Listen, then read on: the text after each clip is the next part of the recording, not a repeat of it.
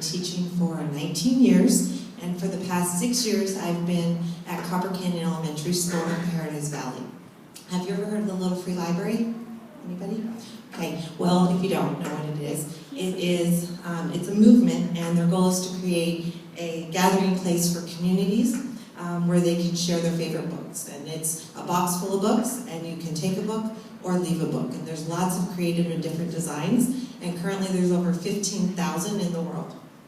In August, I read an article about the Little Free Library to my 5th and 6th grade reading class, and one of the kids was so inspired by it that he said, "We should do this." And I was really happy because all the students agreed. So that's pretty exciting. And one of the boys put his hands in the center of the group and said, "Everyone, hands in!" And so they all put their hands in agreement, and we got to work. I had no idea how one little article would change an entire school year. So as a group, as a team, we researched what we needed to do to create a Little Free Library. We discussed why we wanted to do it, where we wanted to put it, how it would benefit the community, and how we could make it happen. And then, using the skills that I learned last year at Camp Plug and Play, I taught the students how to use a variety of apps and to create iMovies so that they could convince our principal that this was a really good thing to do for our school and for the neighborhood.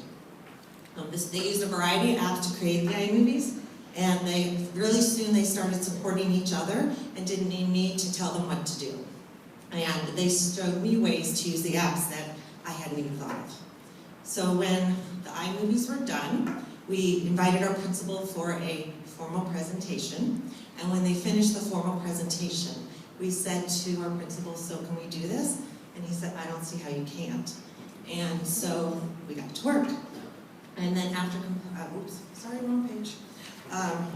We went to one of the kids' parents' houses because he donated all the materials for us. He helped us build the Little Free Libraries and taught us about construction safety and measurement, and he helped us decide on the final design for the library. Once we did our library, we needed to figure out a theme.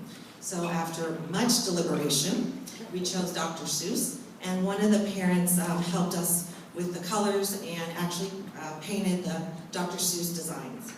Then we needed books, so we had a book drive. And the kids created iMovies and posters to advertise. On Halloween, I dressed up to advertise for it, and we collected 272 books in 2 weeks.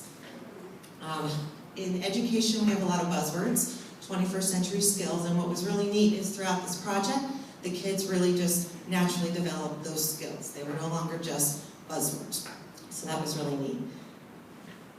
Excuse me. All right, what I didn't really expect was how deeply the 5 of us would be affected by creating a Little Free Library.